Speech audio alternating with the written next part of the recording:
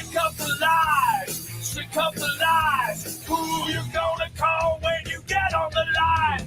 Who you gonna call? Who you gonna call? Who you gonna call? Yeah! GLOBEBUSTERS! GLOBEBUSTERS! GLOBEBUSTERS! GLOBEBUSTERS!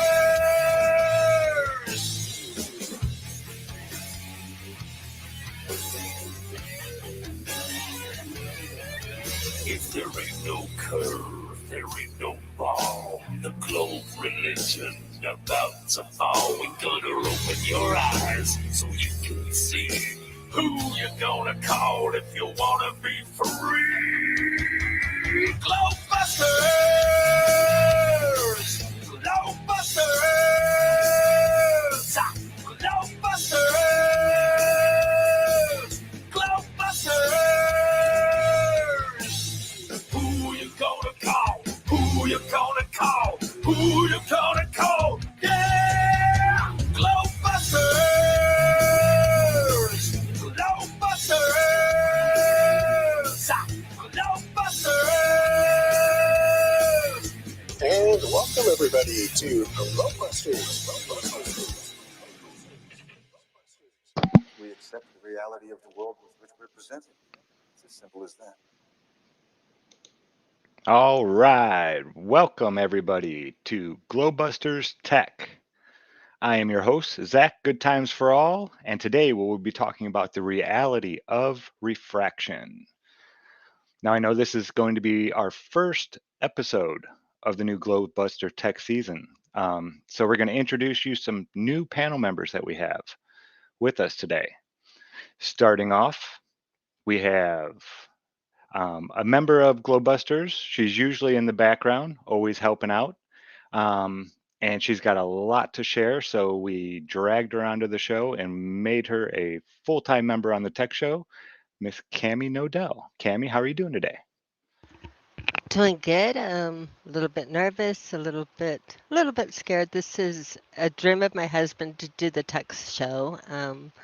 The tech show is a little bit different than anything out there, and it was our dream, and we're going to make it happen. It's our dream with the discussions of looking what's really out there in reality and how it works putting together where we live. Again, just a whole new way of looking at things. And this is a non-confrontational, a little bit of a different way to do it. I want to put the fun back in physics is what we want to do. So hopefully we'll have a good time tonight and we'll see if this works or not. All right. And next up, we have Miss Karen B in the house. Karen, how are you doing tonight? I'm doing very well, thank you. Excellent. All right, moving on, we have another fellow GLOBEBUSTER, Mr. Kyle Adams. Welcome to the show, Happy to be here as always. Yeah, happy to be here as always, and love all these panel members. I'm so excited for this season. Just totally looking forward to it. Awesome. Yeah, this is going to be fun. I can't wait to get into it. And last but not least, we have a new GLOBEBUSTER member. He goes by the name Troubling Tribune on his YouTube channel. Skylar, welcome to the show, man. Thanks for having me. Super excited to be here, ready to dive on into all the tech, the physics that completely dismantles the globular logic. Excited to see where this goes. Yeah, and when Cammie had brought you up as a, someone who we thought about asking to come and join us, I knew right away that Bob would approve. Bob likes people who are, can speak clearly, can speak, a little bit about the technicalities of all this physics. And I just think the way that you go about it, and you're polite, you're very polite, you're not abrupt, and yeah, I just wish you and Bob could have had more conversations because I think you guys would have had some bangers for sure. Yeah, so welcome to the show, man. So glad you could join us. And yeah, I know we're gonna see some great stuff out of you. So starting off, actually, Skylar is going to be presenting some stuff about the atmosphere that goes on and what is really going on out there in the atmosphere. And then a little bit later on, we're going to move into some of the liquids and solids and the way that they can actually cause things to refract as well. And that's when Cammie's going to come in and nerd us all out, overload probably. So without any further ado, Skylar, whenever you're ready, man, you can take it away. All right, man. Let's go ahead and open this can of worms. Let's go here. Sorry, I'm not very familiar with StreamYard, so I just hit present, share the screen.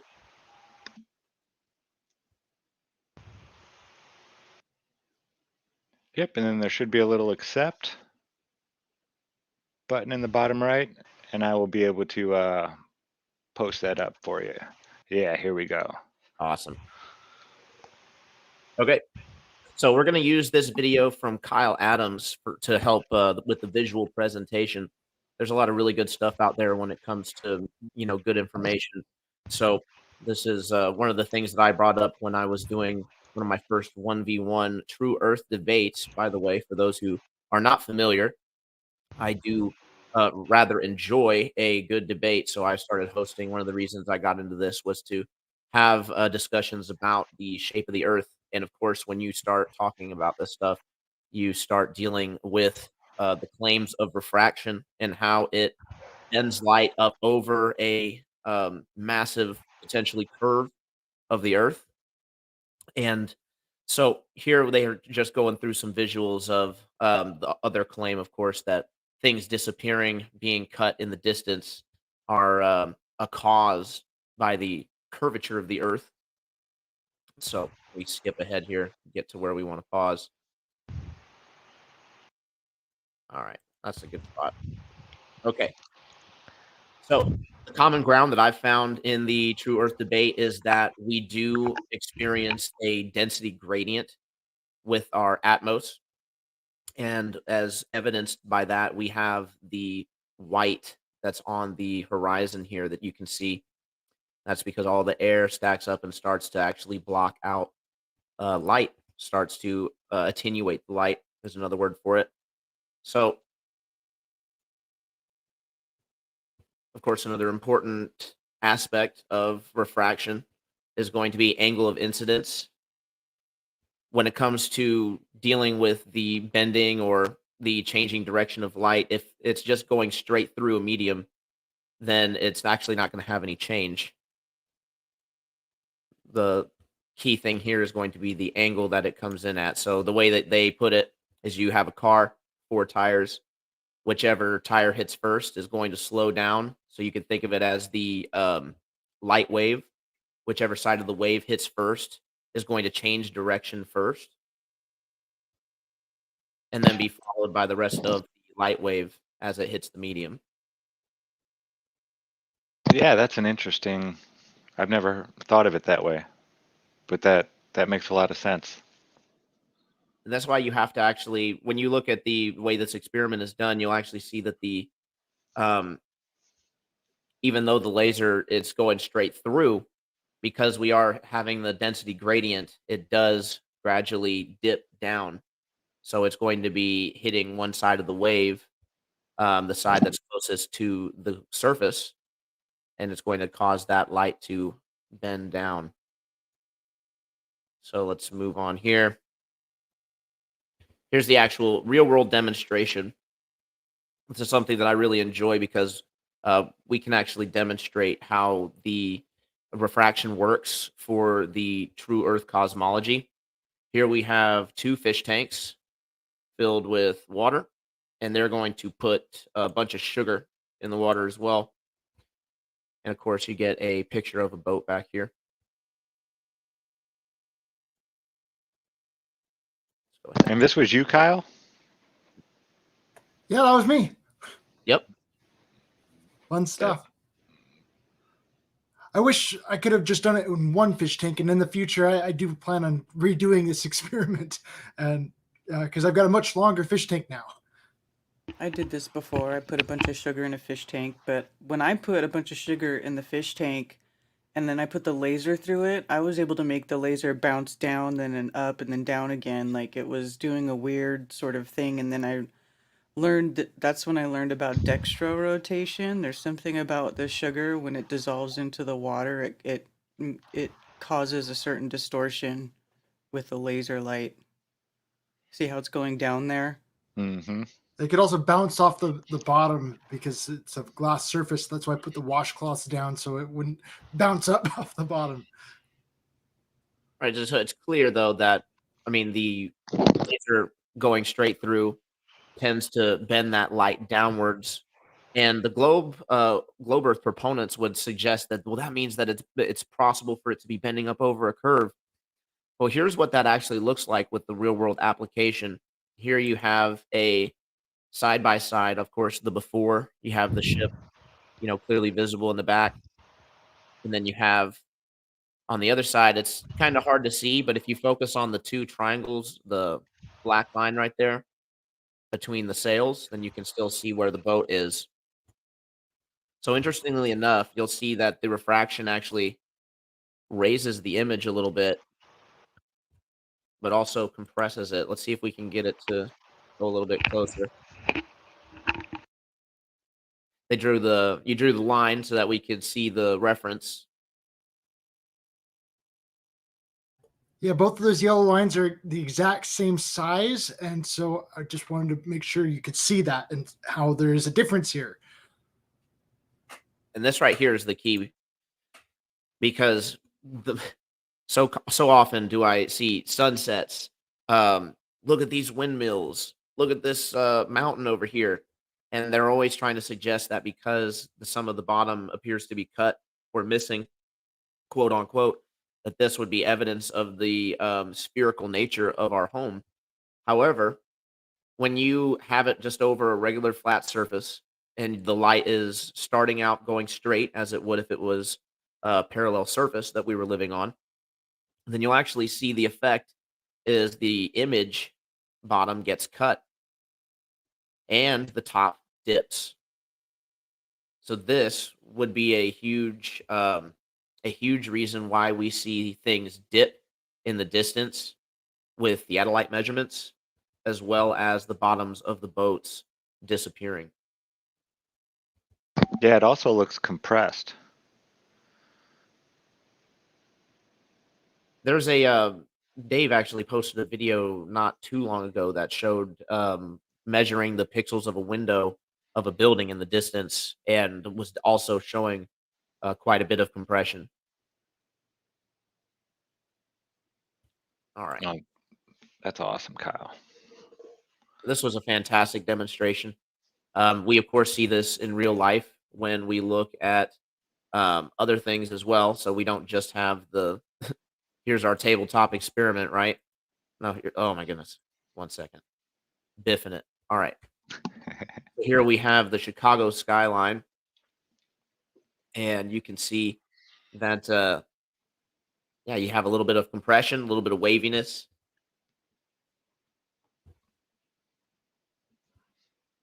So another misconception when it comes to refraction is that we're getting more refraction on the cold days.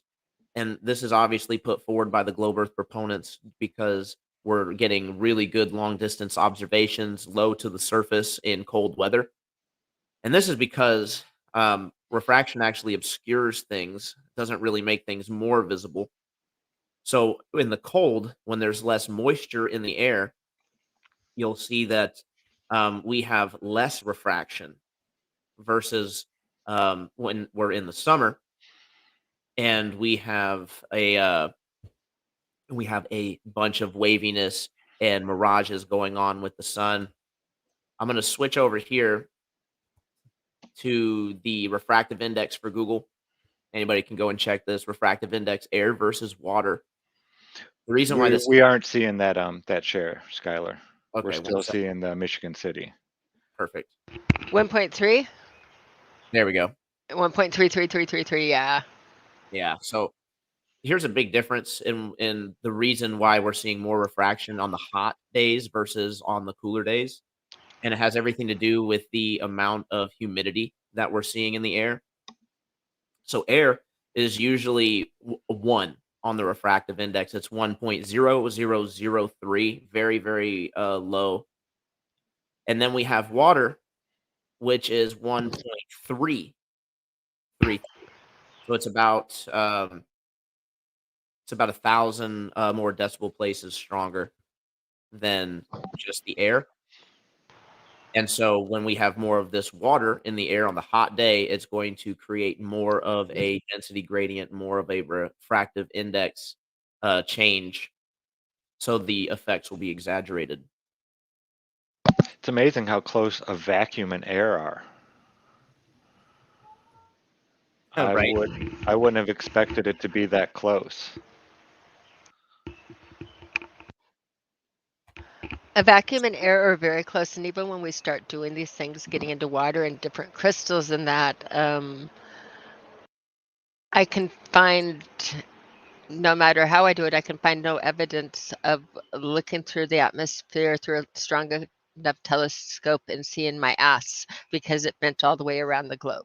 No matter how many things I put in there, go ahead, diamond at 2.417, and we can get to the math and show you exactly what these angles are, the index of refraction, and show you exactly what they mean, and we will. We'll make it very easy and fun. So when you get down to it, though, these are still not, when you think of water in the 1.3, that is, again, when you look through water and you're spear fishing and you miss the fish because you're looking where you think it is and not where it actually is. Refraction is going to happen. One of my questions, and I'll throw it out again, as far as atmospheric refraction, and that is I have a question, and it will be also where we see the luminaries. We've seen Skunk Bay go so dramatically different. We've seen the different refraction pictures that they attribute all to refraction, which again, I'll separate and say it's not. But why is it that you can take your telescope or your camera and point it at the North Star and do perfect star trails and not move your camera ever? And they're not changing every day is what I want to know. So just something to think about in the background. I'm When we looking at this and I'm wondering, why does a vacuum have an index of refraction of 1 if a vacuum is nothing? Nothing can refract something? You're going to set your first angle on it in your vacuum. Again, your vacuum is one of those words that we write a vacuum, but we've never achieved a perfect vacuum. It doesn't exist. Yeah, it's theoretically. It's a Now, theoretical. Yeah. what Okay. about air particulates, dust, debris? All of Does these that make it worse? That will not only make it worse, as far as refraction, it will do a couple of different things with refraction. You're going to get into actually nonlinear and something called nonlinear and again, the splitting of rays on it. When you do particulates and do a lot of matter in the atmosphere, what's happening is they're also creating a refraction, a reaction themselves, their own little fields and their own little fields reacting. And so, yeah, everything is more of an interference. It's more of a disturbance. So you lose your clarity with your particulates, and you use again, you lose with the particulates, you lose clarity would be the best word of it. You're going to get more distortion. They're going to distort you. They're going to be, again, lose some of your crispness. I'm still kind of lost on this whole vacuum of why it would be theoretically 1 when nothing should. Because for me, I would think 0. Okay, if whoever's presenting, if they bring up refractive index like the Wikipedia, and you're going to get to the formula of how they get it through the angles and that, and you'll see. So if you pull up a tab and say refractive index, not refractive index table, but just refractive index, it will tell you exactly how you get there. And again, it's quite.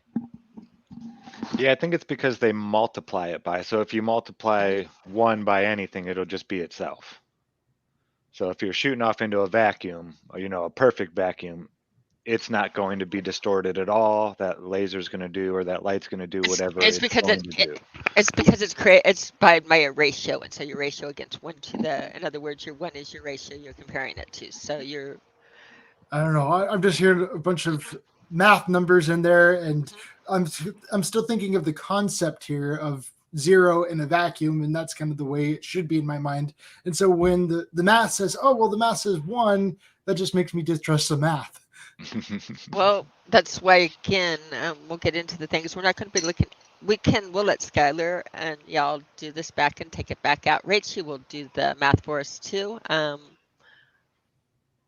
Yeah, I just to kind of like, again, the math is fun. I think it's more important than the math is understanding what you're looking at and understanding the concepts of it. So Yeah, your which is why I'm concept, trying to understand this concept of 1 here. And so okay, that's so where it's actually I'm doing the actually thing. Awesome. But it's so what it is because it's a mathematical equation where we're dealing with the angle of incidence and coming to contact with the different gradient or the different density. Then what you have when you have the number 1 um, as the index, then that's how much you multiply it by. So or divide.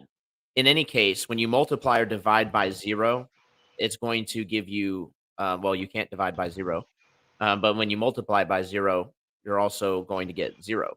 So that's not going to work. That's going to mess up the angle, the trajectory.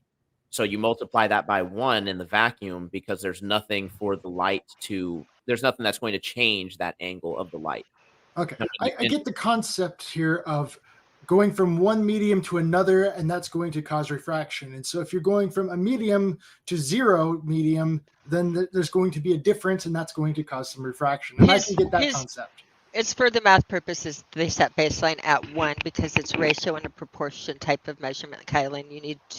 You started with a baseline of 1. They named 1 as air, saying that everything is compared against air. So this is our baseline. Okay. Okay. So air is, or actually vacuum is your baseline. And most people call air your baseline because of the fact that it's, Real. it's real, and the fact it's what you use, and because your decimal is so far out there, again, for practical purposes, when you see how far your decimal point hits on that 3 out there, for practical purposes, and that it's air in reality. And in reality, again, we're taking a refractive index. The thing about refractive index is it's a direct measurement. In reality, it's used every day. It's used every day to determine what items are. So you can measure something and take a refractive index as one of the properties of it. If you were looking at the things, you see that things have different refractive indexes. You can measure it and use it to ID. You can also, I know people in the drilling industry that constantly check the refractive index of the water because that told them everything they needed to know about the oil wells and that. So Okay. again, it's something used every day. It's something I had a refractometer on my desk for 40 years. I think the easy way for me to understand it is looking at it going from one medium to another. And so no one's saying that this is a vacuum as compared to a vacuum, because then it would be 0. They're actually saying, okay, this is a medium of something as compared to a vacuum, and there's a difference there, and we're saying that difference is 1. Right.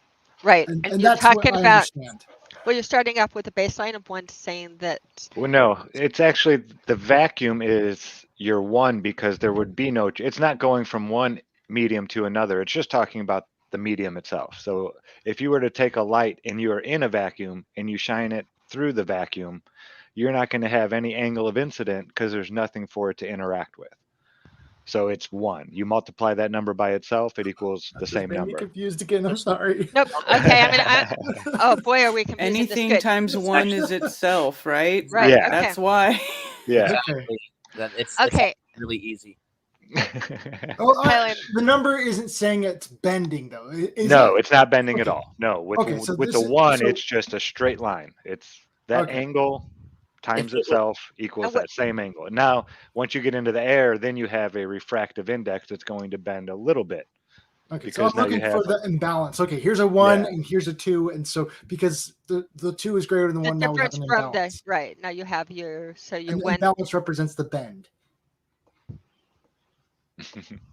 Correct, Is or that the right? angle, You're right? And there's a way of doing it to the angle too, and we can get to that too. But yeah, we're overcomplicated on something we want to simple, but that's good. yeah, you just can't multiply or divide by 0 and expect to get the proper angle, because if you did, then you'd end up with 0, and the angle can't be 0.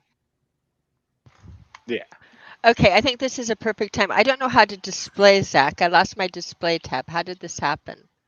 I will come and help. Were you done sharing, Yep. Tyler? Let me go ahead and stop sharing. Okay, let me jump back over here. Yeah, the atmosphere. When I went into why things disappear behind the horizon, I was looking into refraction, and it just made it so difficult to actually know what was going on in the atmosphere. So once I learned diffraction and then moved on to refraction, I kind of quit there, because even the professionals that try to determine what's going on within these, 1 mile, they're somewhat accurate. But 10 miles, it falls off dramatically and their accuracy becomes less and less. And then 50 miles is a joke. They're attempting it still, but knowing what's happening in the atmosphere and how much refraction is going on, it's really hard to do. It's near impossible, because it's so dynamic of a system that we live in. Okay, and this is where we're going to get into the dynamic system that we look at, and again, just how dynamic it is. When you're measuring the refractive index of a solid, your solid is a solid state. It's not changing, it's contained. You take a direct measurement off of the solid.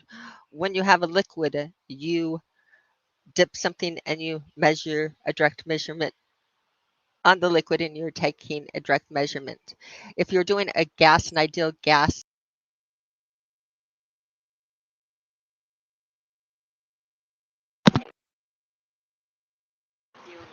I think I cut you out. Hold on, guys. Sorry about that.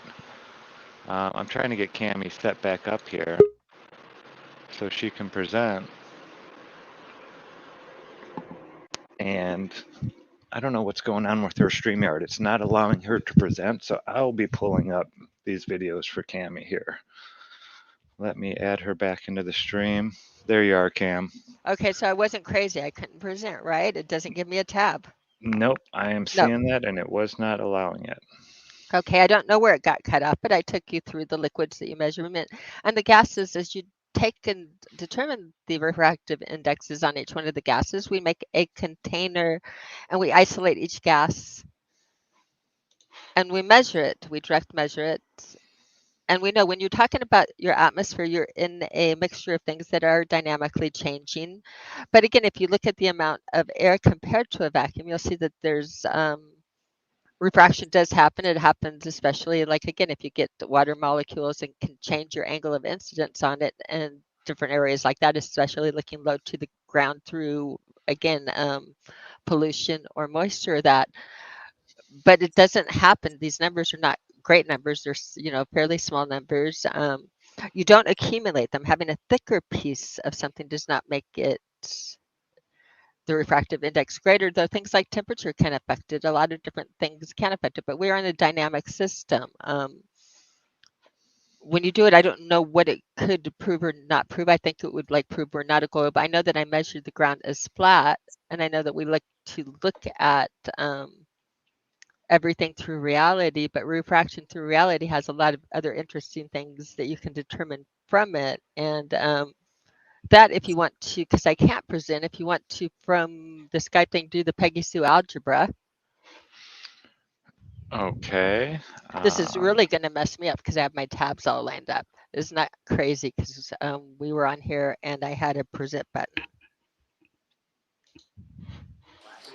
Okay, let me bring. Sue, did you study for the test? Test? Are you hearing me saying that? Sue, I'm hearing it. Okay. test? There's a test?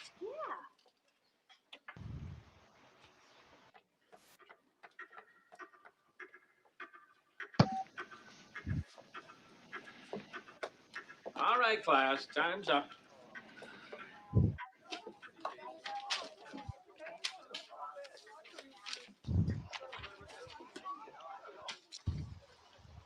And what's the meaning of this, Peggy Sue? Well, Mr. Snellgrove, I happen to know that in the future I will not have the slightest use for algebra. And I speak from experience. Who said that? I'm sorry. Sit down. Okay, I'm going to leave the show and come back again and hope I can present because I got to thinking my light box and everything are on my camera, which are on the computer. I have a lot of things I want to show you guys, so I'm going to leave, come back, and see if we can do it better. Okay, Sound good? hold on, Cam. 1 second. Mhm. Before you do, Mhm. can you share now? No, No, they didn't pop up. nope. Okay. I'm going to just leave the show and try to come in again. Okay. Okay. Sorry about this, folks. We had it all working earlier. Cammy was sharing stuff. It was going smooth. Yeah, I went in there and all her stuff at the bottom is gone. I've never seen StreamYard do that before. I'm sorry I turned your guys' show into a faceless stream or a face stream. Oh, no worries. No worries. Yeah, just we usually on GlobeBusters don't really ever show our faces, so I thought I'd just keep with tradition and we don't even show the avatars on the side or anything like that. So how's everybody out there in the chat doing? I'm still thinking about the one. Just like, okay, yeah, a straight line with a, okay, so we've got 90 degrees, we have, which is going straight up, right? And if it's going all the way down completely straight, you have no angle there. And so that would be 0 degrees. So if we're saying a vacuum has 1 degree, or is the one not a degree? No, it's not a degree. It's just the amount you multiply or divide your angle. So Okay, if so you're as long as the one's not a degree, I think I'm much more okay no, with it. it's just like a placeholder Okay. for your 0. Are you with us, Cammy? I'm with you. Now let's see. It closed everything else I had open, but let's see. Give me 1 minute. Let's see if I can even just get my camera open. Because we can wing it if I can. What is tech without tech issues? Correct, Nemo. Yeah, while we're doing this, let's go take a look. You guys, are you excited? I'm excited. Oh, where is it? What did I do here? Gosh, I have so many things open. There we go. Flattoberfest 2023. Vegas, baby. Tickets are on sale. It'll be at the Yes. Samstown Hotel and Gambling Hall, Las Vegas. I cannot wait. I am so excited. I Yeah, know baby. quite a few people that have already got their tickets. So, Yes. yeah. And the first 100 tickets are the cheapest price you're gonna see for those tickets, and more than half of them have sold already. So I'm just saying, the earlier you get your ticket, the cheaper it will be. Yeah, get it while you can at that price, folks. Yeah, I am so stoked. Any new announcements or anything? I know I've heard some new announcements, but I don't want to go. Yeah. I actually have been, I've added another person, but I haven't announced that person yet. I don't think I'm going to yet. Okay. But yeah, it's gonna be a good time. Yeah, I cannot wait. So get your tickets now. You can go to flatearthfestivals.com. Link will be in the chats, and I will put it in the description as well. Is there a group pricing in that, or kind of looking into that? I did not put group pricing in there, no. That But is- right It's now, just for right now it's a individuals? super discounted price. So if you're taking multiple people, I would just get it now. Okay, so me, my wife, and kids. I've got 4 kids, so I'm kind of looking into that.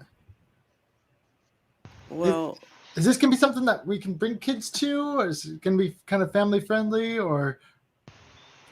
well, not as much as it usually is. I don't really know, to be honest with you. Okay. Yeah, I was kind of my wife and I were kind of wondering about that. We just did a big meetup, and the kids ended up wanting to go run and play. I'm like, oh, in that kind of a situation, they might need a little bit more supervision. So maybe we'll just get a sitter for them, and just me and my wife go together. Well, I don't want to say you can't bring them, but I mean, it is a late conference. It's going to start at noon and it's going to go till 10. Oh So- yeah, it'll be kind of exhausting. So I got maybe it. the babysitter's the best way to go with that one. Yeah, I'm excited. I can't wait. It's been a while since I've taken a really long drive, so this is going to be so much fun. I know people looking for people, ride share, stuff like that. David's app, I'm telling you, Flat Earth, Sun, Moon, and Zodiac Clock app is a great way to crowdsource. And I'm sure Karen's got some kind of, is there a Telegram Yeah, right group there to on share? that page. On that page, you'll see the Oh, Blacktoberfest right there. Telegram Yeah. group. Awesome. Yeah, there's people in there's already people in there because it's the same group from year after year. I think I started it in 2021. 135 members. Awesome. So, yeah. All right. I can't wait. I am so excited. It's going to be a blast. Get your tickets now, folks. All right, Cameron Joe, are you ready? I think I'm ready to try. I'm ready to try. I'm excited for Blacktoberfest. I'm trying to decide without the children because they've always been for all of the different things. We've done tables, and it's been the children that have like had my heart. In Vegas is one. I know it's not a place for children, and we have, I guess, enough of the big children coming. Our equipment does not travel easy. So for Zach and I to bring the equipment out, we have to drive over 30 hours to get there. So we're trying to decide like if we want to bring the Tesla coils and Ventograph and the different generators and things that light up the gases and that. But I think seeing is believing, and touching is this. One of the things we're looking at is the people in our guests, Karen, Kyle, Zach, and I don't know about you, Tyler. You're looking at the videos, but all of these people have stepped away from their computers and they've actually done. They've done. Share screen 1 or 2. I want to share a screen 2. Share. Make Okay. sure, did you do your audio? I think so with the audio. We'll see that, and you're seeing a screen. Yes, I am. Okay, and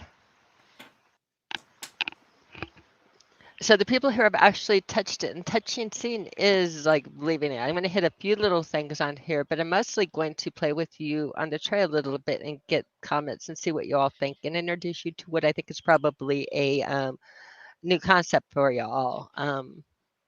Let's Will you try full this. screen it? I sure will. Thank you. Okay, let's try this one. We're just going to do the first section of this because I like what he says. Not the mask. If we send a high energy beam of light to a nonlinear crystal. Nope.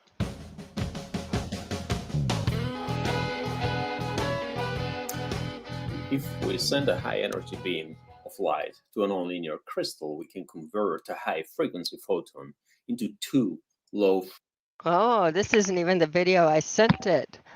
We are really, really messing up on this. Let's try this one more time. Hold on, Zach. Are you going to stop stream sharing?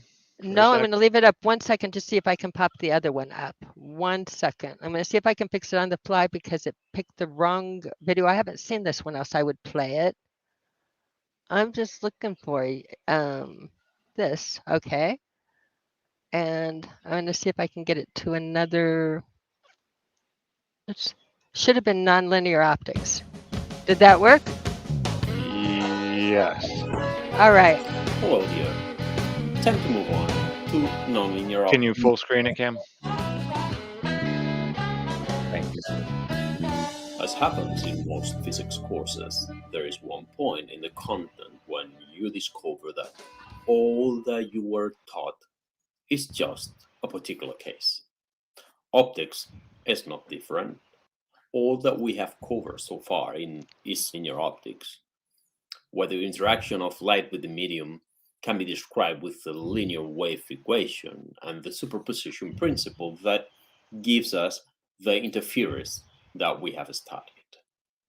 But if you increase the power of your light source powerful laser, you can get phenomena that are non-linear. When light enters a medium, it induces electric dipoles and makes them dance, oscillate. These oscillating charges can be the external electrons, they can be the ions of the crystal, but the former are easier to move than the latter.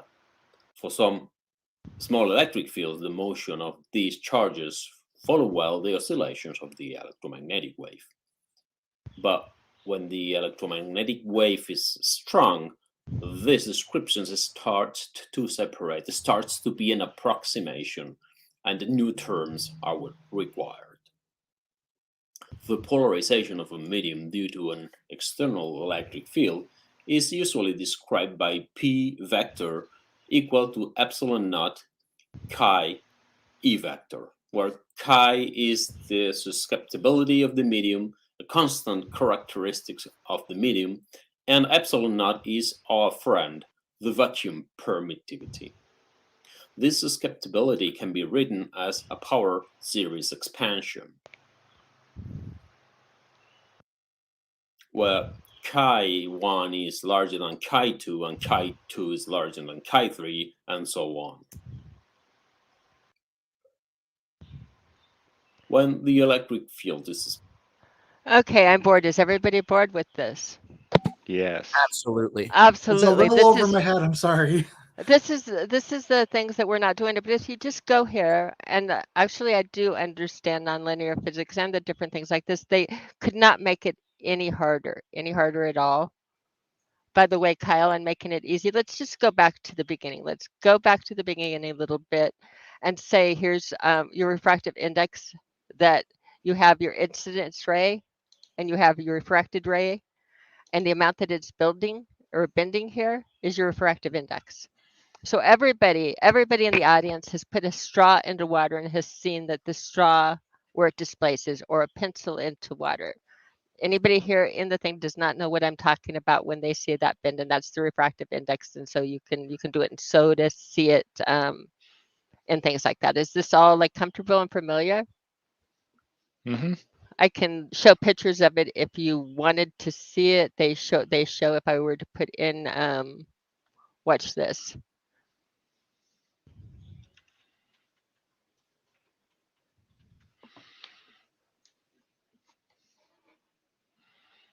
Refraction. They'll show you it. They'll show you it. It will change your medium. It's going to bend and do this. So this is where it's been refracted. This is where it's changing your distance doing it. Here is, again, your interface where it's going and it changes. We're all really familiar with it. You have your pen in your water, you see it displaces. This is what we're talking about in with refraction, and this is, again, when we get into it in the atmosphere and taking pictures and proving things. It's the difference, again, in air is so little, and again, to accumulate it, it's an interesting concept. I watch people do it and seen it, but it shows it's a fascinating thing. But what's fun about it is it bends as it enters and exits. When working with a flat Earth, we're looking at it going through, again, mediums that are electromagnetic fields, things like the Van Allen belts, again, where we measure radiation. We talk about possibly crystalline sealing. We know that when at boundaries where things get cold, and that a lot of the times with temperature changes, you have crystallization. So we have no reason to not think that there could be solids up there and doing it. But something interesting happens when you do with your laws of refraction, when you go into solids.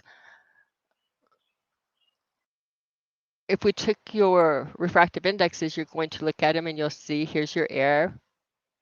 And again, take it all the way down. Carbon dioxide, your different gases, hydrogen, helium,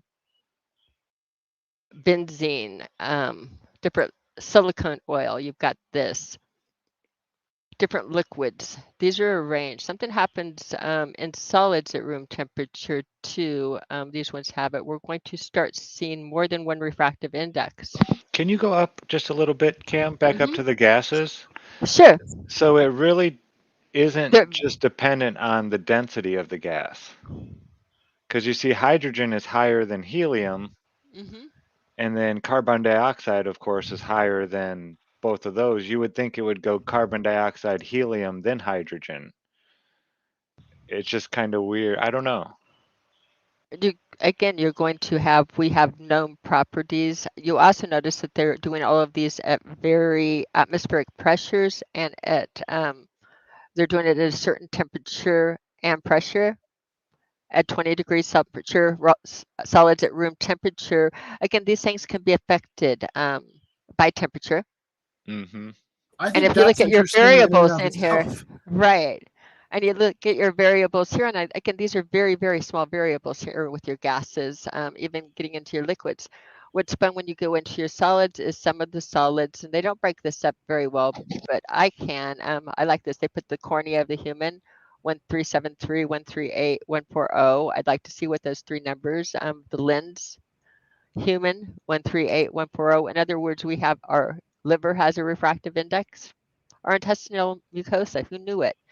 These things are all very well studied, documented. Pyrex, which is a borosilicate glass. And as you're getting up here, crown glass. Anytime you see the word glass in physics, think of it as a solid that has a liquid type of, think of it as a liquid like locked into solid state. So when I say that, what does that mean? A liquid locked into solid state. Our natural glasses, these are things that form like in a container and take the shape of a container.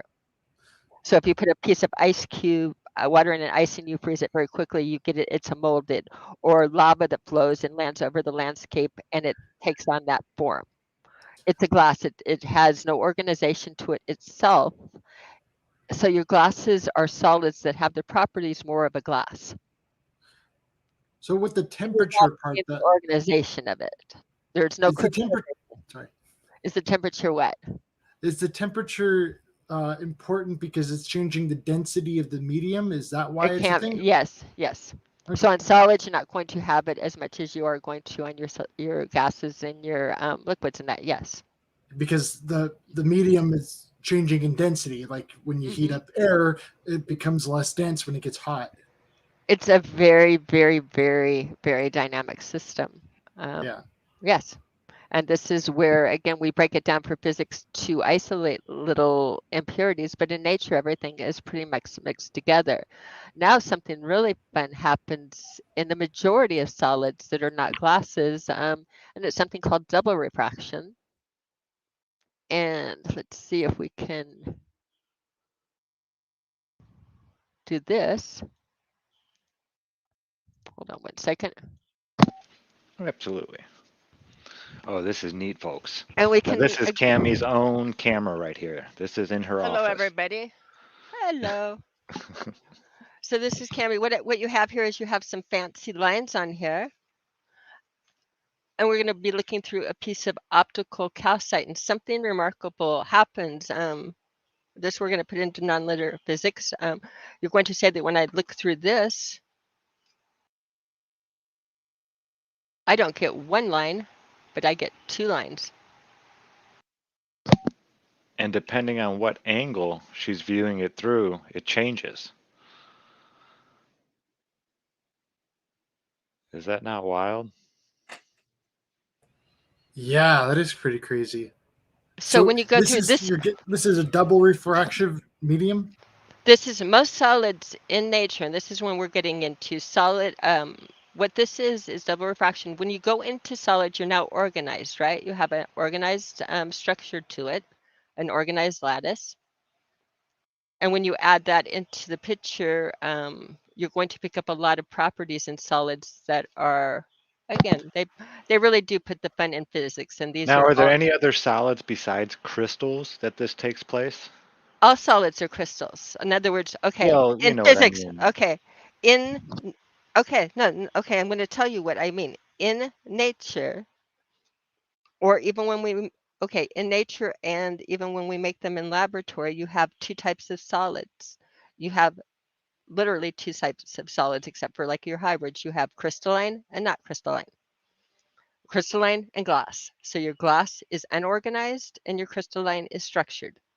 It means that it grew like if you see when you put a snowflake grew into a crystal and crystallized in nature. All of our ground and things like that on a small level, and that, for instance, granite is mica, feldspar, and quartz, little crystals crystallizing together in a matrix and getting pushed together.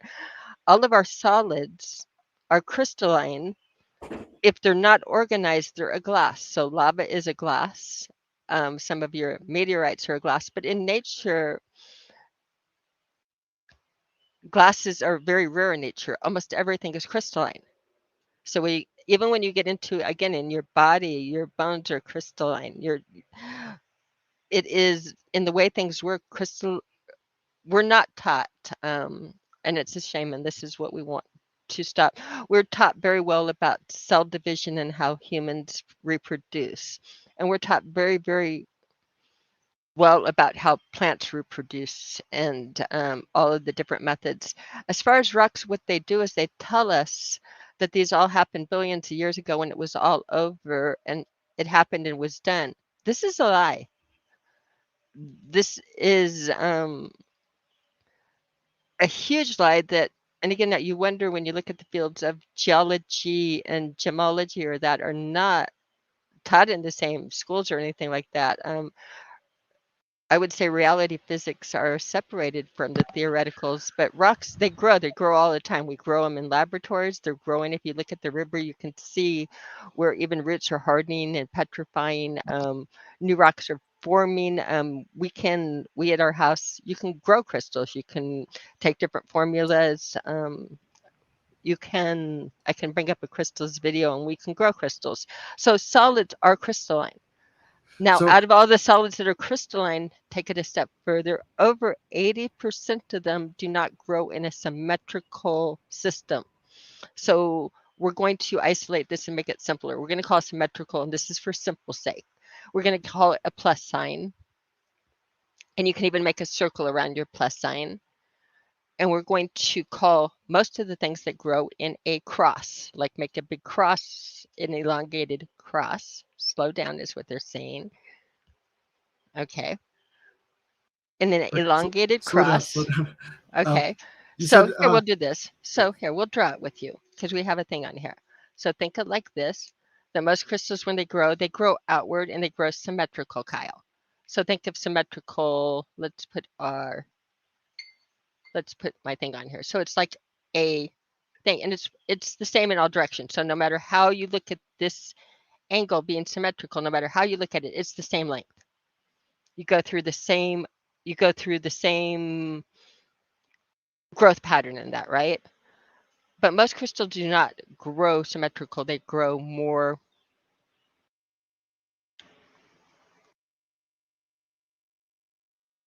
out of symmetry. Their different patterns will not be symmetrical. So when you look at it through this angle, it's different. In the growth structure, the optical axes are different. Looking through there, you'll get different. Do you see how they're going to be different and not the same? Yeah, I can see that. Okay. So when you do that, you're separating your optic axes, and most things have more than one optic axis. Calcite is going to show it well. See when you're looking through the line here? See the line that's your top line is going to be your one there. That's going to be your ordinary line. And your And then there's bottom almost line. another cross. Yep. And your Your other line. crystal looks like flat. And so, but your drawing looks like it's got curved lines on it. And so it's kind of going through a dome. Yeah, turn your crystal on its side, Cami. Show them how thick that is. It looks really thick. flat. Yeah. Mm-hmm. Now go ahead and do some of the different optics that you can get. See how I can make it bend down. Look what I can do with the line with this crystal. No, we're talking about possible crystalline things in nature. Go ahead and look what I'm doing with the lines by moving this around just a little bit. So when you're getting and talking about ordinary, extraordinary, subordinary rays in nature, it gets pretty cool because this is what it is. Now, what's fun about this is this per item, it doesn't matter how thick this piece of calcite gets, you're going to have see your top line there? That's your ordinary ray.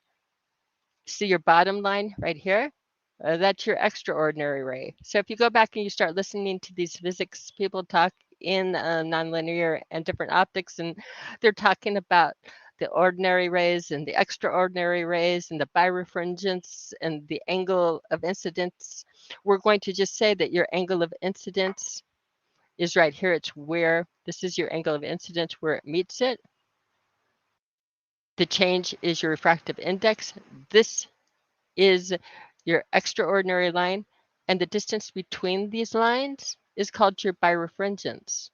This is a property of different stones, so meaning that if you know like your birefringence, you can isolate it down to, let's say you have something unknown that you're looking at in the distance, like in the sky. Mostly, if I have this stone and I'm measuring it, I can actually put this on my piece of equipment. I can get a reading of what the top line is, what a bottom line is, and it will even kick me out the birefringence on the new systems. I don't even have to do the work. It will tell me.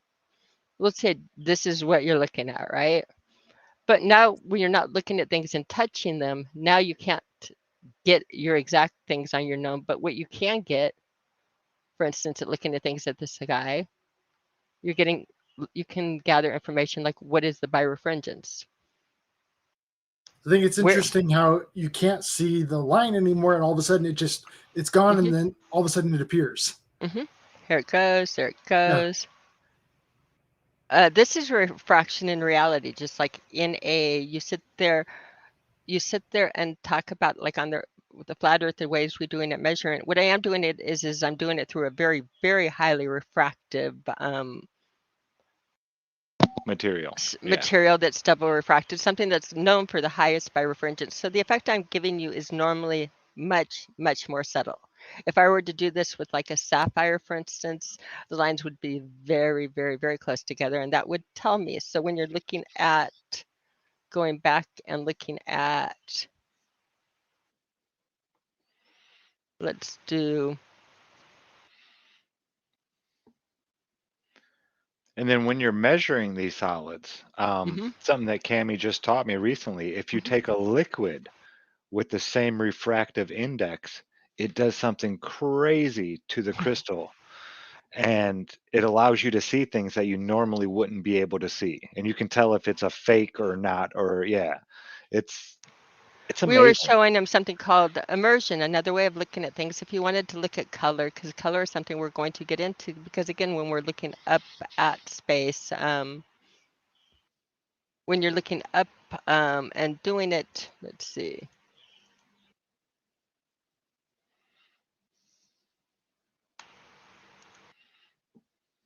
I'm sorry, I threw you off there. Yeah. When you're looking, and I didn't even know where I was going because I opened this up. Say what you said again, and I'll finish the sentence. I was just saying that when you immerse them in a liquid that has the same refractive index as the stone, it allows you to see the stone in a different way. It entirely does. What you do is when you immerse it in a liquid, again, that is the same or higher than the stone, you lose all of the physical outline of the stone hard surfaces and can actually see where the color is impacted in a piece of material. That will show you exactly where color is concentrated, and you lose all detail again of the outline. So what's fun is one of the things that people try to do to trick you with making something look better is they will irradiate color onto the surface of a stone.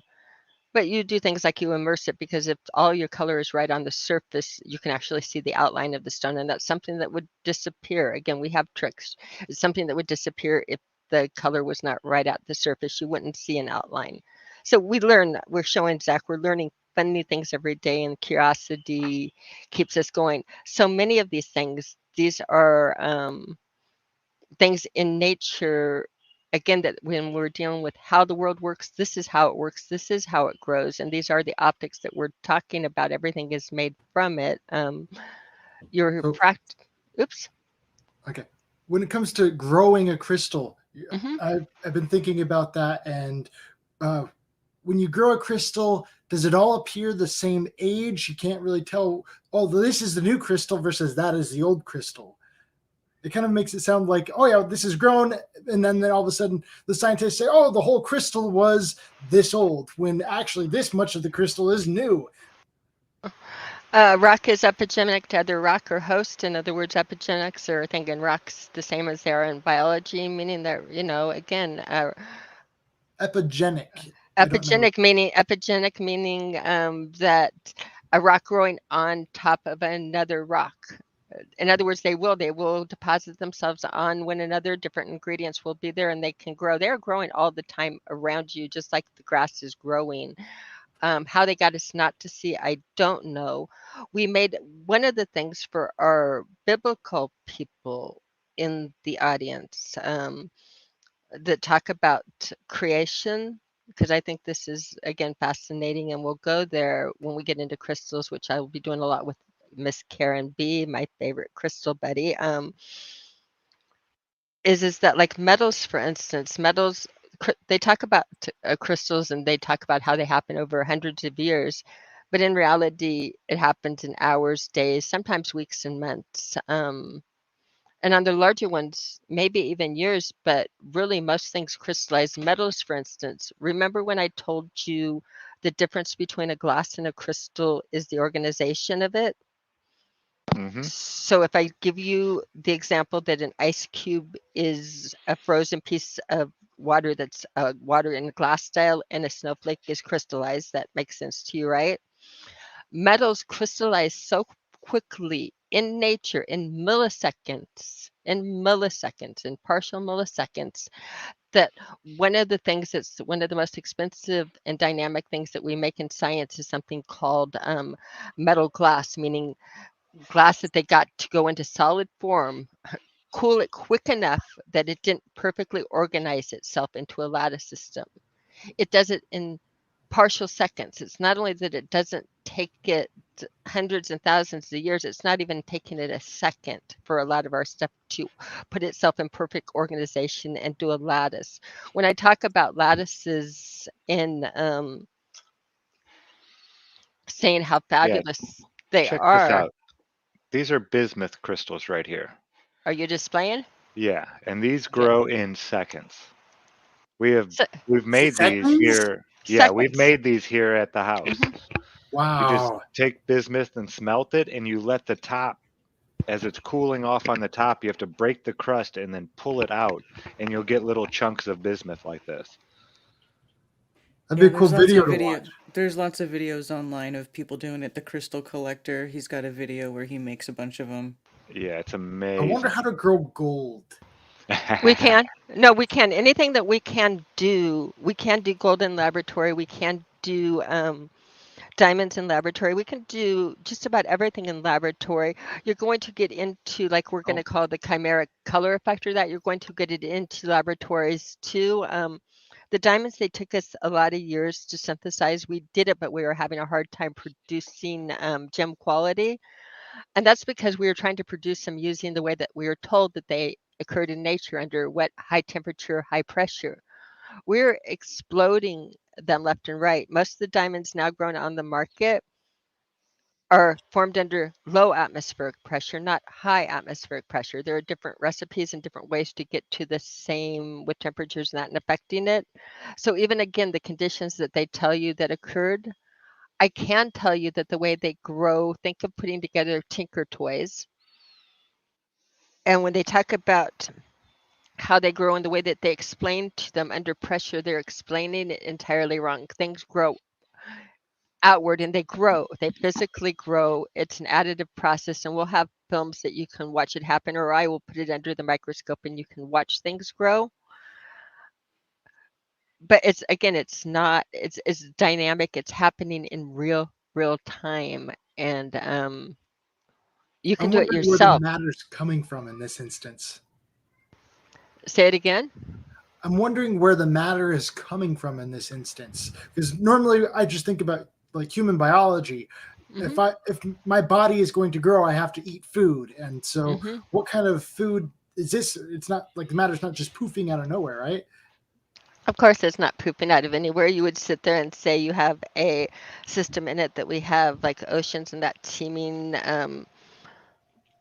with life and stuff, we have again this beautiful created thing as plants decompose, as people as things decompose, they either petrify or they putrefy. If they petrify, petrifying is just, it's not what people think. They think it's being dehydrated, and it's nothing like dehydration. It's actually being replaced, like the elements breaking down. So your calcium in your teeth might break down, and you might have like some calcite crystals growing there or something. You know, again, the same elements are present and they can grow from it.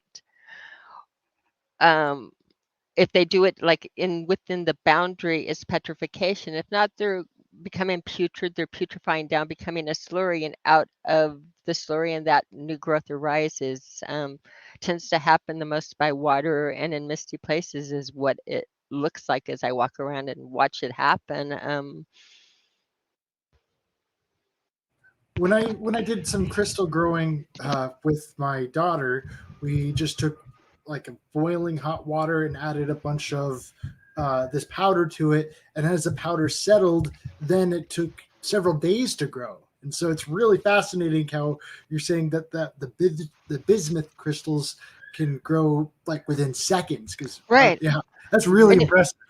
Right, and you can have several days, you can have weeks, and you can have months, but what you're not having is you're not having over hundreds of years. They grow when the elements are present and the temperatures and everything is right for crossing over. As soon as something changes, they quit growing. They grow as the opportunity presents itself. When everything is there, just like when snow happens is because the elements are there, the temperature is right, and the crossover happens. And again, usually temperatures, it's a dynamic system. I know that when we make snowflakes in labs, the secret ingredient is electricity. It's physics is fun.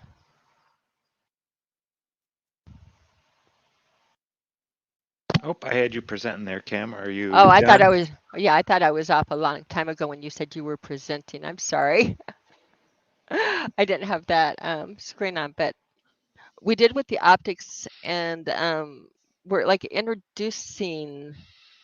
introducing, I guess I can do one thing and let Karen and other people talk. Let's see, one second. Are you going to be sharing another? I'm going to be sharing one more thing. I was just setting it up to do it. Okay. If I find the StreamYard, and then I want to like to tie it back in with questions or Yeah, different we'll take some ideas. questions and then we'll be wrapping it up. We've already been going for no, it's only been an hour. Mm-hmm. We started at 7. Okay. Yeah, it's only been an hour. Okay. So we got some time. Yeah. I think we're getting a lot to unpack, and it's very interesting that we're able to form crystals under low atmospheric pressure, low temperatures, and Yeah, that. if you get the pressure low enough, it can actually go from a gas straight to a crystal. It never has to enter the liquid stage. Well, let's think about what that can mean when we're looking at the things in the sky, right? We're dealing obviously with points of light, and when we go, it's kind of agreed upon that as you go up, it's going to get um, colder, and then it's also going to be lower pressure. So it's like, do we have the conditions to create a sort of crystalline structure? Yeah. These are the fun things that we're like talking about, what we'd be looking at, when we're looking at the stars and the different things, what we might be looking at, what we might not be looking at.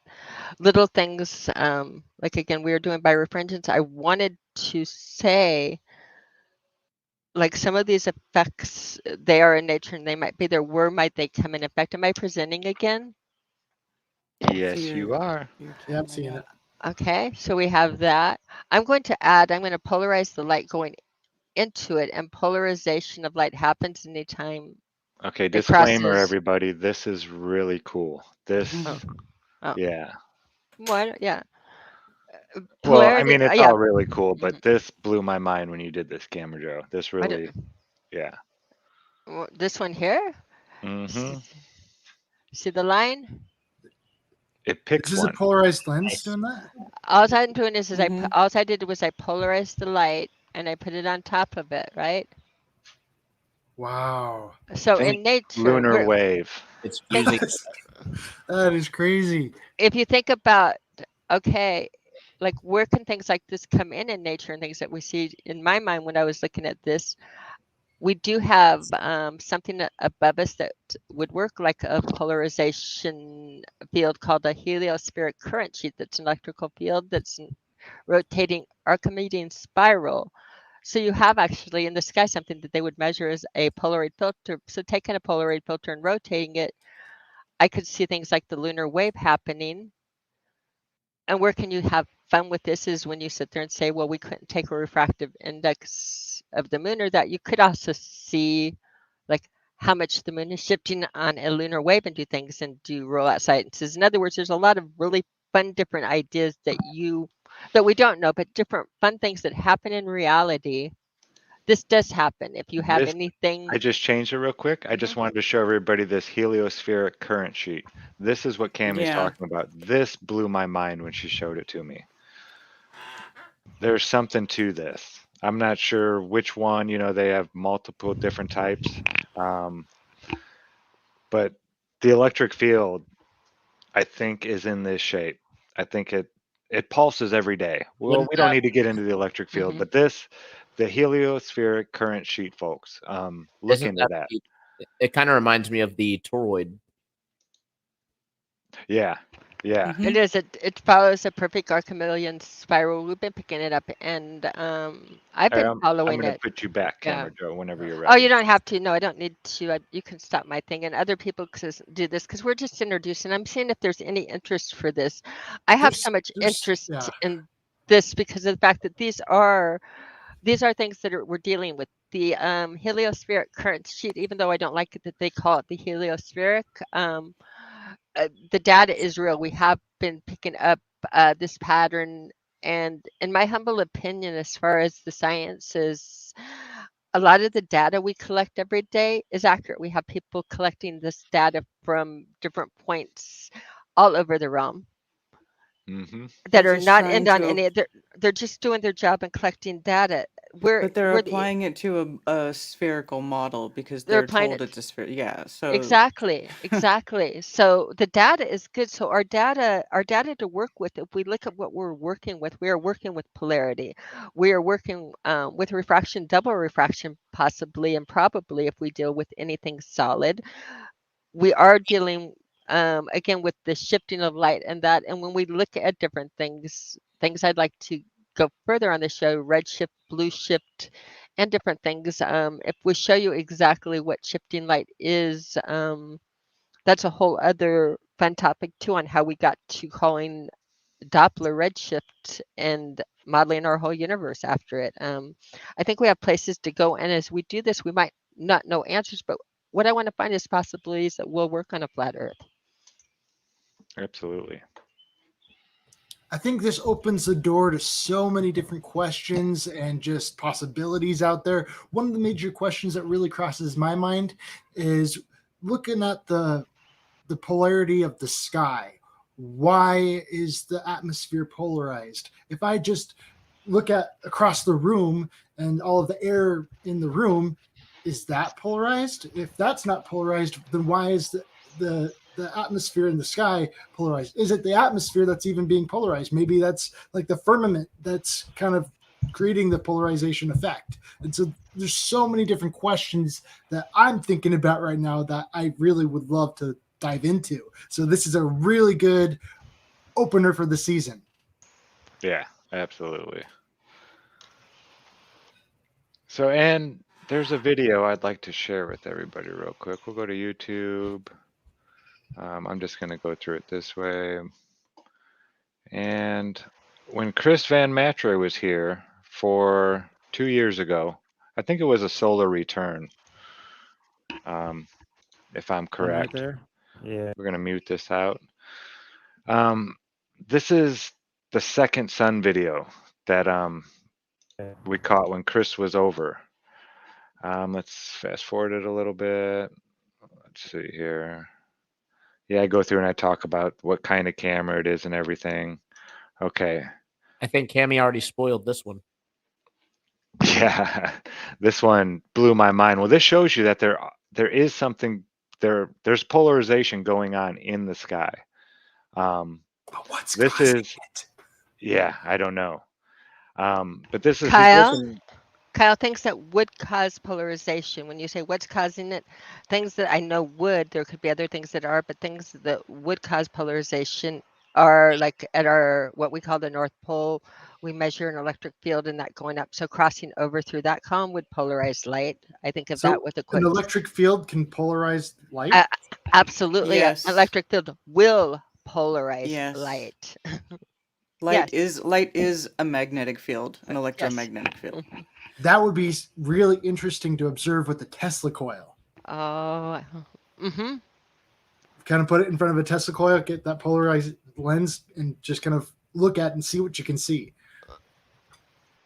You can. I mean, it would be the same as looking through a filter, so I don't know if it would be different if you cross it, and that is the Faraday effect, is simply the crossing of two filters of polarized light crossing over, and the light goes out. Again, what they talk about with all of this math and that are just simple optical effects, and if you look at the optical effects, if you understand the effects, you can pay somebody to do the math. I'm sorry, that's what I do. But yeah, no, understanding it is, or again, on calculators, I have an Excel spreadsheet and everything. It does it well and doing it, but it's understanding what you're looking at. And if you start understanding what you're looking at, it's pretty darn fascinating. Polarization, as he brings it up, other places it could come into effect. And as we start working with it, eclipses, I was just gonna say eclipses because evening. that was the thing that I noticed when I went and watched the 2017 eclipse, that solar eclipse, because with the Hmm. path of totality was close enough. I got to a good spot where I was like over 2.5 minutes, and it was just I just started looking around and I was like, it's so weird because this light, like everything gets darker, but it's not the same type of light getting darker as when the sun goes away. Hmm. It's totally different. It is. And like weird things happen like with the shadows on the trees and those weird like light waves that happen I feel like during sinks. totality. It's all kinds of crazy things go on, so there's definitely some crazy polarization effects going on during eclipses. And yet the globe earthers like to say that the moon has like next to no magnetic properties. Real refraction is way cooler than the fake bending over a magic space ball refraction. And there it was right there. Did you see that?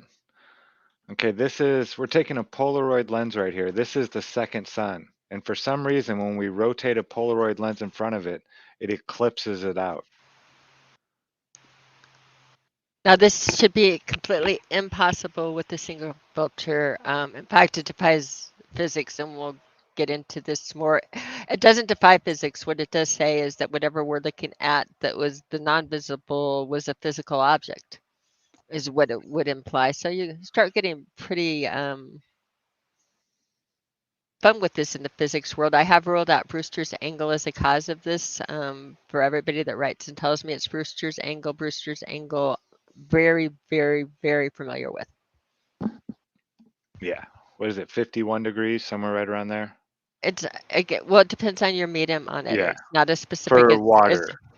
but your main thing, what you're doing with Brewster's angle is it's not that. It's the fact that we put too many variables in here that it's just crossing. To set up Brewster's angle is very tough and rough for us to have all of the parameters where we're moving a telescope around.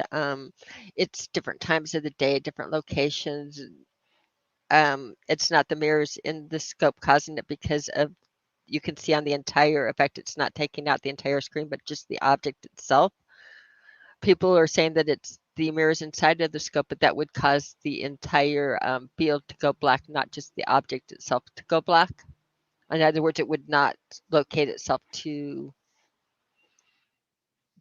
again, it would do the whole field, not an object. So it can't be internal and it couldn't be you could fluke and come across that angle, but we could not do long term like we did and have it constantly be that angle. It doesn't.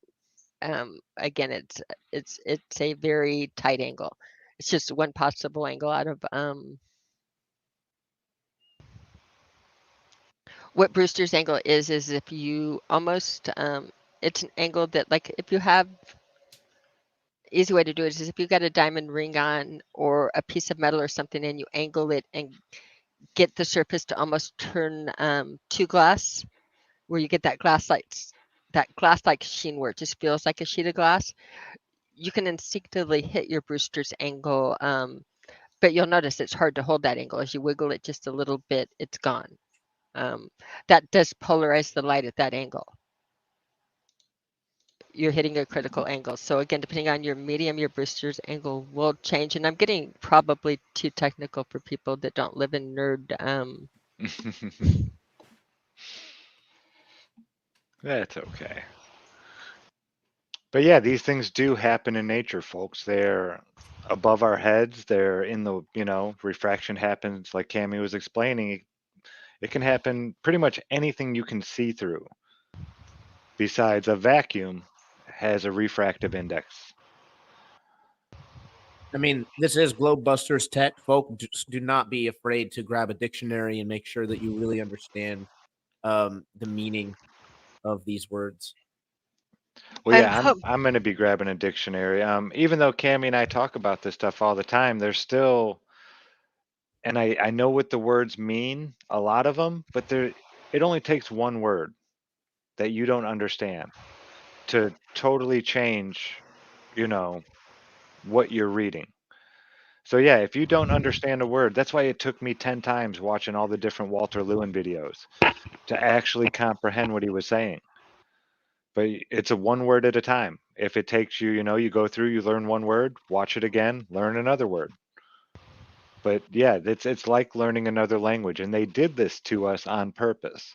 Like Cami was saying, if you go and talk to a geologist and a gemologist, it's like speaking a totally different language. They can't talk to each other, and it doesn't work. Did you have something else you wanted to share there, Cam? I don't know. I could do one fun thing if we want to, or we finished up. We don't have to. I can cover like gemstone optics and that, and showing again where they're going to cross over everything we're doing, and we're going to have fun with it, because again, with the polarity and that, it's not a matter of does light get polarized up there. It's a matter of we have all of the ingredients to polarize light. Where is it happening and where does it apply? And so it's kind of fun. They say there's nothing out there, but again, the possibilities I think are endless. Okay. And Well, yeah, so if you'd why, like to yeah, talk about it, you're presenting right now. What you're showing is up on screen. what I'm showing is on the screen. I didn't even know that. What you have, okay, well, we'll present. What you have is from my old desk, gemstone optics, the basics. For those who aren't aware, I used to work in the jewelry industry, and one of my big specialties was doing appraisals and separating sophisticated synthetics, which is basically telling the difference between what grew in the ground versus what grew in a laboratory, or things that synthetics are things that are the same ingredients and the exact same properties, or simulants, things that are just made to look like it. So it's a very, very practical science. It's not theoretical at all, because we are dealing in a capitalistic world. The values put on it determine buying, selling, is it genuine, what grandma just passed away, and we have all of this jewelry, and we have to split up between all of the grandchildren, and that we need values on everything and worth. In other words, it's a very practical. We don't get to say things happened 100 million years ago. We don't get to call lights particles. We don't get to theorize on anything. We get to analyze, identify, and market. And you'll notice that when you're looking in reality on something like this, They're pretty obvious with you. A gemstone's optical properties are very sensitive to minute changes in composition and strain within their crystal structure. Therefore, accurately measuring them is very useful or identifying and distinguishing one from another. When doing gems, these are just rocks. These are expensive rocks, so we care more about them, but this travels over to everything. Here they don't talk about it. Here they say light flat out travels in the form of waves or no particles, like ripples in a pond. This forms the basis of crystal and gemstone optics. Notice we don't have any particles here. They don't work in gemstone optics. Gemstone optics rule out particles. Fun Boom. thing when you get into it. Because again, this is not theoretical. The distance between successive crests or troughs of such a wave is known as the wavelength, and the amplitude of the wave is the height of the wave above the medium, the middle position between the crest and the trough. To put this in familiar terms, different wavelengths are different colors, and the amplitude is the light's intensity. Light vibrates at right angles to the direction of the motion, and the vibration takes place in all directions perpendicular to the light path. Refractive index. When light passes from one medium, such as air, into another, such as water, it actually slows down. In addition, the light path bends. The deviation always refers to the light perpendicular to the interface between the two media, known as the normal to the interface. The light always bends towards the normal in the medium in which the light travels slower. The index of refraction or refractive index equals the ratio between the velocity of light in the two media. The first medium, usually air, sets the unity light velocity. The refractive index then becomes 1 over v, where the v is the velocity of light in the denser medium. Here you go, Kyle. Refractive index, usually abbreviated N, is also frequently described in terms of the angle to the normal being made of the incoming light beam. That's how I was taught, or incident ray, and that made by the refracted beam traveling within the denser medium. In these terms, the refractive index equals the sine of the angle and the incidence divided by the sine of the angle of refraction. And that, by the way, is in the late 70s and early 80s how I learned it. Okay, so the one is the velocity of light in the medium or in the vacuum, the absence of a medium. Okay. Critical angle. Light traveling from a given medium into a less dense medium, for example, from a crystal into air, may strike the interface at such an angle that at the interface the light totally reflects back into the denser medium. The incident angle of which this takes place is known as the critical angle. Okay, my brain's hurting again. Okay, sorry. We're talking about one being the velocity of light in the absence of a medium, and so all of a sudden we get a denser medium, and all of a sudden that all of a sudden now in your velocity is going up now from a 1 to a 2. Okay. Now what's So light is happening in speeding your up. what's going on in your crystal is you're having organization or paths that are easier to get through than other paths.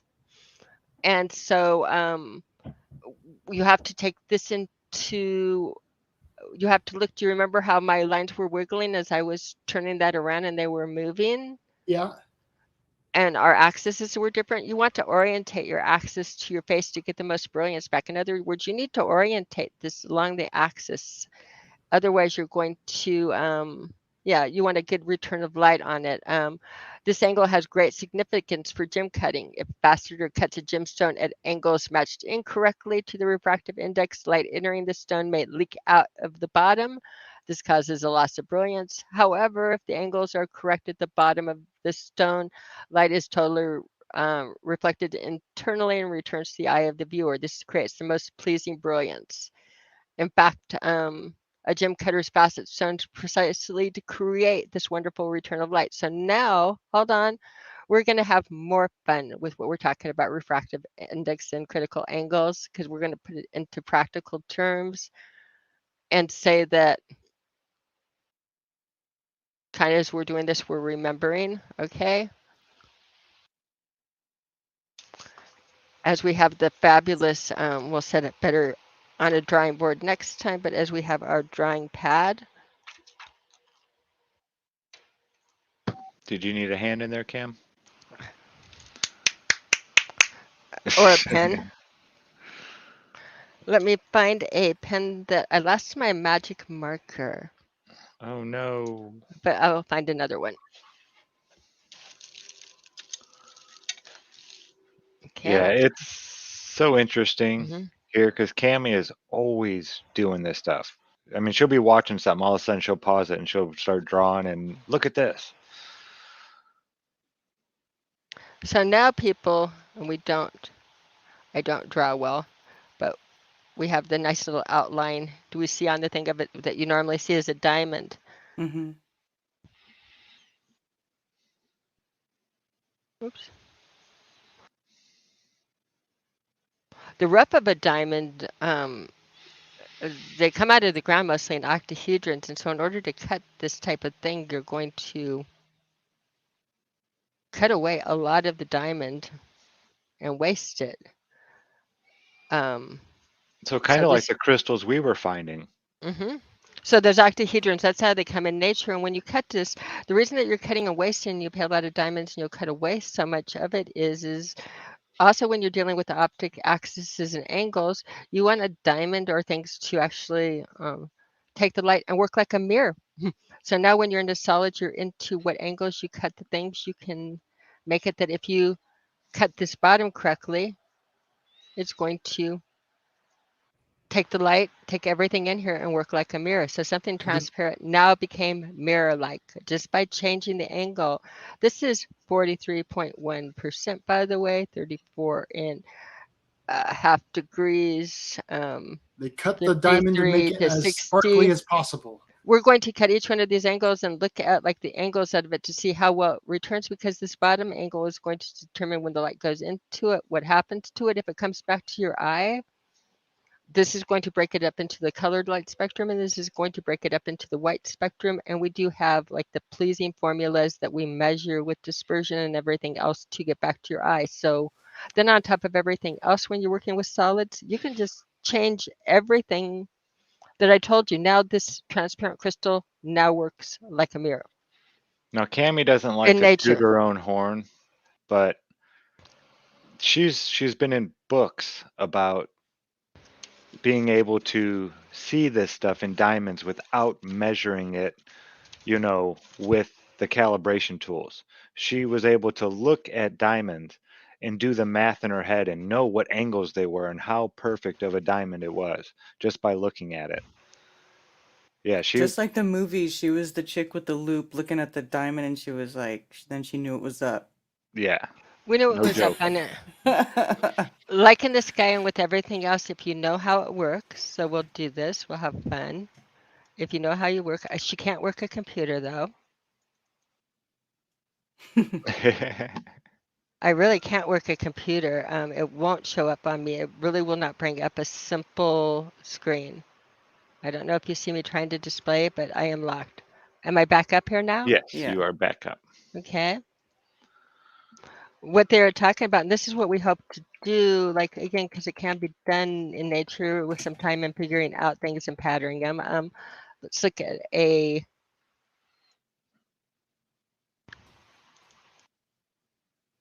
in reality, you can get used to looking at things and figure it out. So in reality, like looking at this diamond, if I take one measurement here across it, and let's say this measures 6.4 millimeters, you can look at this diamond and tell what every other measurement is on it by just in this position. And that's having an eye for diamond, and that's simply by looking and saying where everything refracts and lights up. Like for instance, this set of pattern of crystals right here, this set is coming right here, and that's about a third of the distance here. This set is slightly bowed in at about a 59% right here. Adjusting in this the way the facets break, see how it breaks and gets larger, and patterns the amount that breaks. So you can use patterns produced by knowing the refractive index, and this you can use like I said in the sky. There are ways to back engineer if you know a number, like anything back engineering. I could with one thing back engineer into without weighing it within a point with the diamond weighed if I could see just the girdle edge of it, I guess, or look into it, make sure and get that little view too, because sometimes they like to hide weight right there. we call this like the crown, again, your crowns and that. But yeah, crystals are fun, solids are fun. These are natural. This is, again, how things grow and natural and work. Your properties and what separates them, how they play with light, how they break up light with their hardness is, again, their reactions to different things. It's pretty remarkable. And it's And when you well start established. well established, well documented and going into it. So we're back to here. So now again, we have our refraction, but we just changed our refraction by putting a critical angle in there. Pretty interesting, huh? Again, when we do things on here, in physics, usually, again, in isolated down, we isolate it down there and we don't take the contributing factors, and the contributing factors can just, it's called reality. It's a mess, and it's a fun mess. It's we don't want it that humid, homogeneous, or that it's not how it works in reality. And reality, again, I think reality is so much better than a simulation. In crystallographic symmetries, the gemstones determine their optical properties.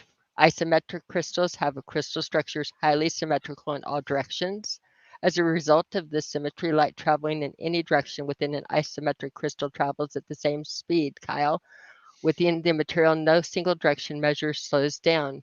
This is also true of amorphous materials, amorphous and organized, such as glass, which having no crystal structure, such materials are called isotropic and are characterized by having a single refractive index.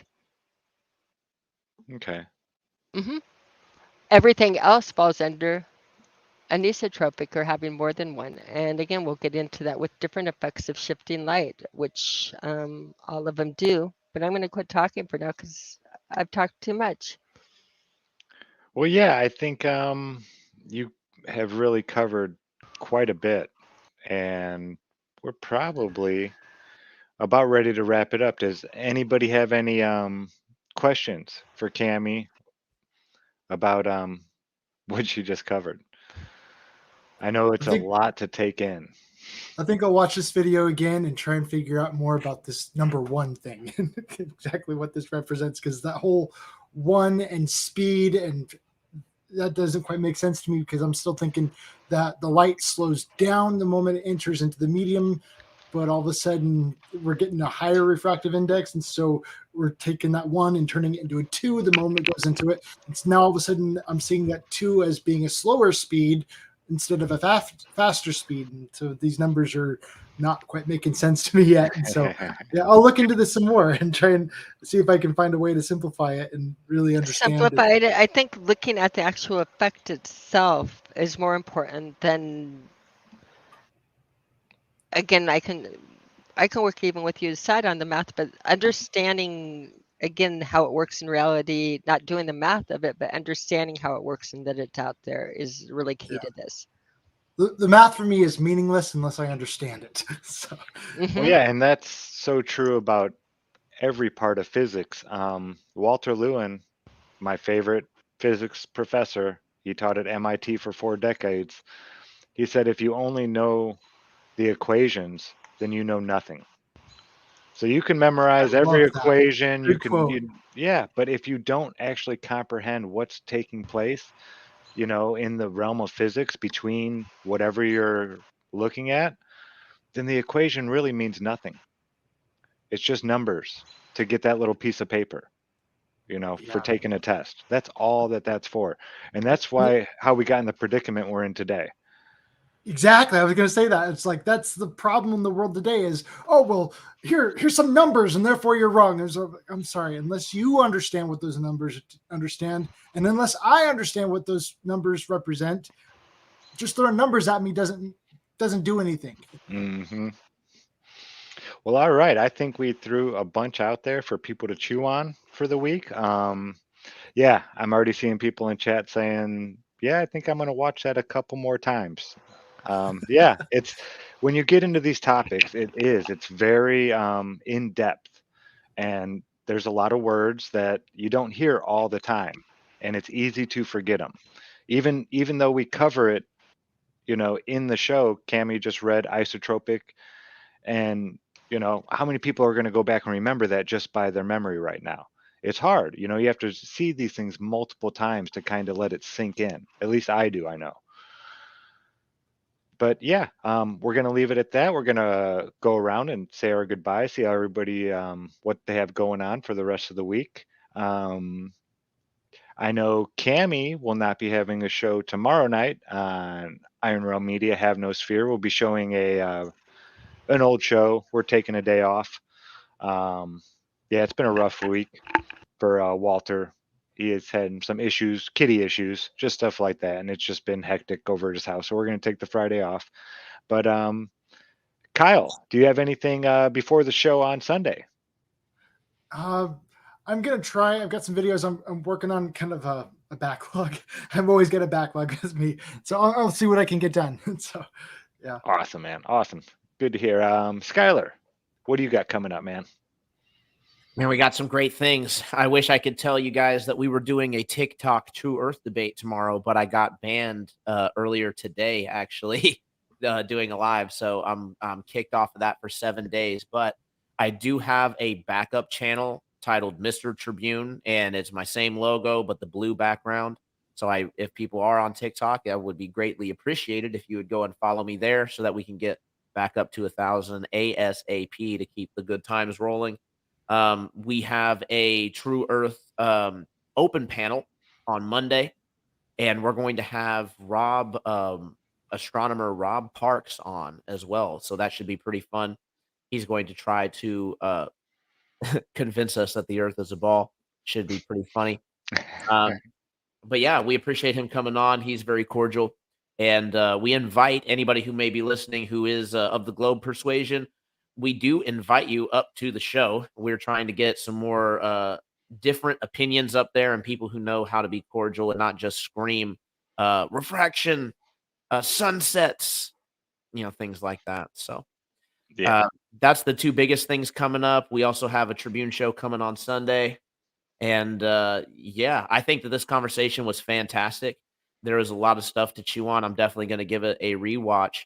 One of the things that I've been hearing and that I haven't been taking too seriously is the idea that the stars or the parts of the stars could be reflections or things like that. And I wasn't really putting too much credence in the idea, but after seeing the different, the crazy ways that light actually refracts, I'm definitely going to give that info another look. And I really want to try to figure out very concisely a working, put together flat Earth model that incorporates all the different pieces, so that we can just hand that to people and be like, "Here you go." Well, yeah, and this is the key to that, is knowing which pieces are actually possible to have, and that's what GlobeBusters Tech is for. We just want to give people possibilities of what might actually be out there and going on, and then we can take it or leave it from there. We can rule things out through testing and things like that. But yeah, these are just possibilities. And if you don't know of the possibilities, you can never add that to your model. And so last but not least, the ever beautiful, the ever lethal Miss Karen B. What do you got going on, Miss Karen? Well, the usual stuff. I'll have anti-religious scripture study on Saturday at 11:11 with Just Jack. I And love it. Always yeah, there. and probably a coffee talk on Monday and Strange World on Tuesday. And of course, working in the background on getting things lined up for Flattoberfest. It's yeah. I know it's so much work, but it's going to be worth it. It will be. Yeah. Yeah. So, who we have coming there so far: Mark Sargent, Jeranism, um, Mark Devlin from the Nice. UK. Uh, Came out as a flat earther on Have No Sphere. did he? Yep. When did he do that? How long ago was that? Was that a while ago? That was a while. That was maybe 6 years ago. Wow, I Something was like gonna that. say, because he was at the Flat Earth Conference in Amsterdam, which was 2019, before everything went sideways. Yeah, it was a while ago. We've Yeah. had a few few people over there. Crow, Rose. There's been a few that have come out as and said, "Yep, I believe it's flat." But that's awesome. I can't wait to actually meet Mark in person. He's amazing. That guy Yeah, is just he's a really amazing. cool. Yeah, yeah. And then I've got some other people lined up that I'm not gonna announce yet. But it's gonna be awesome. It's gonna be an amazing group. Everybody's gonna have a blast. There's gonna be tons of people there, and there's gonna be lots of people attending too. Not, that you're gonna want to hang out with, not just the speakers. I think Oh it's gonna yeah. be amazing. Well, yeah, it's a Might family get reunion wild. you want to go to, you know. Yeah, yeah. Well, all right, everybody. That will wrap it up for the first episode of the new season of GlobeBuster Tech.